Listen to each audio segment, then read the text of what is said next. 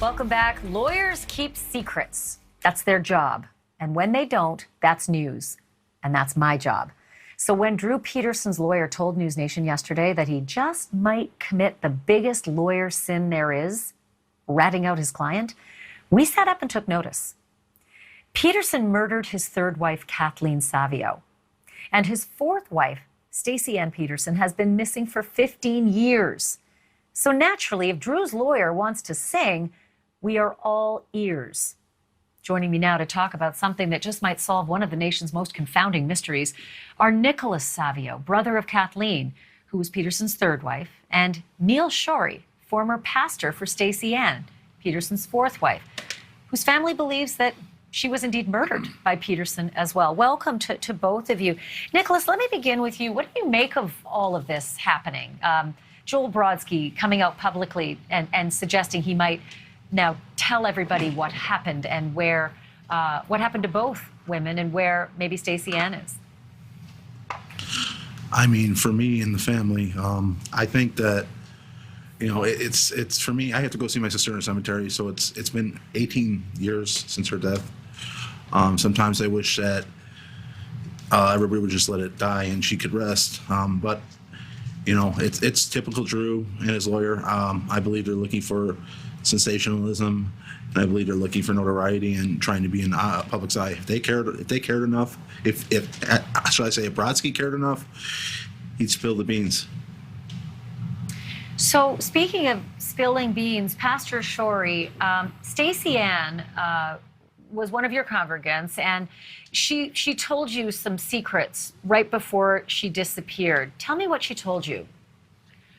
Yeah, so after meeting with Stacy 5 or 6 times over about 18 months, the very last meeting that I had with her at a Starbucks just right outside in a cafe, she told me that Drew had killed Kathleen and made it look like an accident, and then gave me a lot of details that really confirmed to me, like absolutely beyond a shadow of a doubt, that what she was saying was true.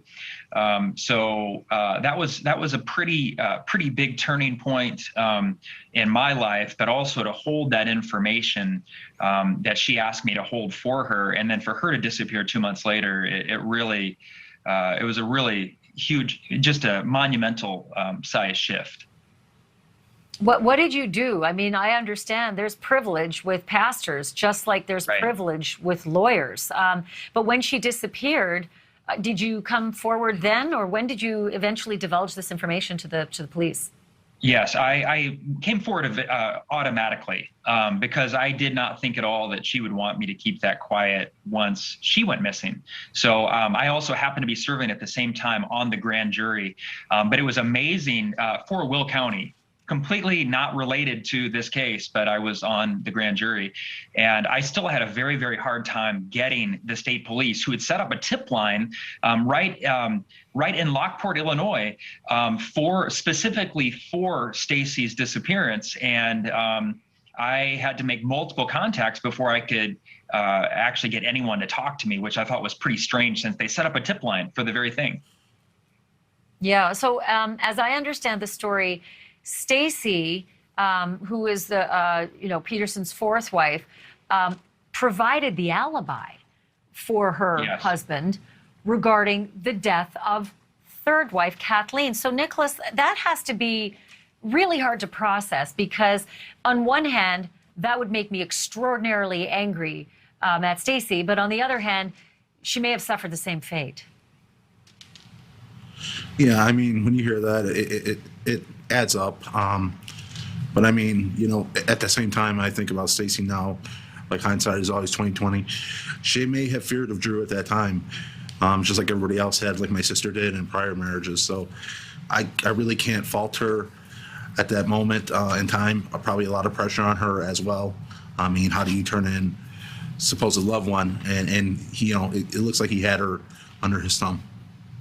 Yeah, well, she did confide that she was afraid of her husband, and I can see you, Pastor Schori, nodding, because she confided in you. I want to play a moment from this pretty shocking interview that Joel Brodsky, Peterson's lawyer, gave to NewsNation's Ben Bradley in an exclusive, basically teasing the fact that he was about to open a can of worms and spill the facts and the secrets on this case. Take a look. I know everything about both of his wives, everything.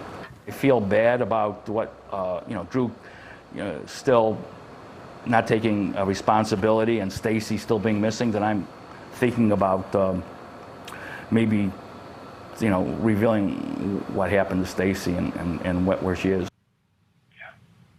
Nicholas, he also says that he's going to talk about what happened to Kathleen, because that's somewhat mysterious as well. We know now that it was homicide, it was murder. He's serving for that. He's never going to get out. This is a Hail Mary, and it's silly. But that has to be painful to listen to, knowing that he has been holding these secrets, and for whatever his motivation is, he may end up telling you what happened to your sister. Do you want to know?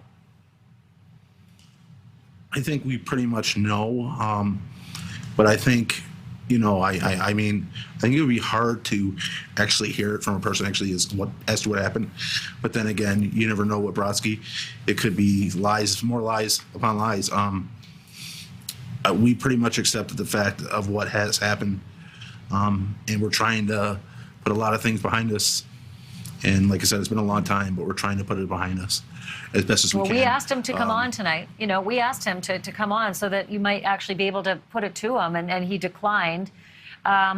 So, Pastor Schori, I can understand why Nicholas feels, the way he does, because he feels he knows what happened to his sister, but you don't know what happened to Stacy. She hasn't been seen since she disappeared in 2007. So I'm assuming you do want to hear what Joel Brodsky has to say in detail. Yeah, I certainly do. And I also recognize fully that what the Savio family is dealing with, and honestly what the Kales family is dealing with, and every other family of a domestic violence victim, it's very unique to them. So I'm not at all equating me learning about what happened to them to these families. What they've gone through is unimaginable.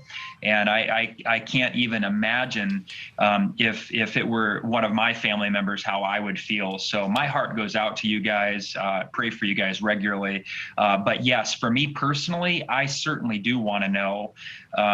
I have wanted and prayed for peace for all these families, and for countless other women who have been murdered by the people that were supposed to care for them the most.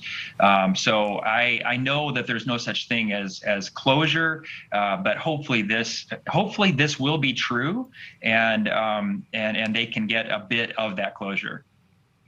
Nicholas, do you plan to reach out to that lawyer, Joel Brodsky, to compel him to tell you, since he's teasing it on the news, to have a face-to-face with you and tell you what he knows about your sister's death? The way that I'm going to look at it, and I can't speak for the whole family, but the way I'm going to look at it is, like I said, if he really cared, he'd come out with it. And in the end, I'm no one to judge. I believe God will do that. And he's the one that's had this terrible secret on his plate, and he's the one that's got to live with it if he's using it for any type of notoriety, as I said, or trying to get publicity out of it. So he'll be the one that has to deal with that when his time comes. Pastor Schori, a question for you about something that happened just after you met with Stacy, clearly just before she just, disappeared. But Drew Peterson called you and made a very strange request. What happened?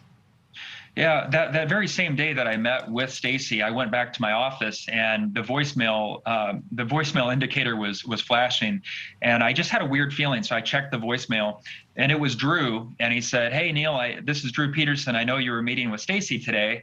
I was, haven't met with you in a while. I was wondering, it's a beautiful day. Would you be interested in going on a flight with me right from Clow Airport, which is where he kept his ultralight?" And I about choked to death getting that voicemail. And I used an excuse that was true. I said, "Hey," I called him right back. I said, "My wife is on bed rest with our twins that are about to be born. How about a rain check?" And he said, "Sure." And that was that. There was no rain check. You didn't contact him again, I'm assuming. Did you fear for your safety now at that point? I wouldn't say I had a huge fear for my safety, probably not as much as I should have. But I knew I was smart enough to know, don't do that. Nicholas, so often with these kinds of stories, the victims become names and pictures, and you know they were people. This was your sister, Kathleen Savio was your sister. I would love to hear from you what she was like and what we don't know about Kathleen. She was a fighter. She's a very smart girl as well. Went to school for nursing at the time. Had a lot on her plate, but always excelled with stuff. As I can remember when I was young. The fact that you guys don't know that she's a fighter. I mean, the fact is she is a fighter, and she fought Drew for what she earned, and she wasn't going to let him push her around. And that we could always say, that's something that really, really sticks with us, is that she was not going to sit back and let him win everything. She knew what she wanted, and Drew's a narcissist, and she was not going to let that happen. And that's probably the reason she ended up the way she did. She fought back. Well, listen, he's a narcissist. That's a given, but he is also plain and simple a murderer, and Yes. Possibly a double murderer, possibly. Who knows? Nicholas Savio, thank you so much for bringing her to life for us and for being on with me tonight. And Pastor Neil Schori, thank you for giving us those details and that information. It's harrowing, but I think this story continues. Thank you both. Thank you for watching. Click the red subscribe button below so you can get more of NewsNation's fact-driven, unbiased coverage.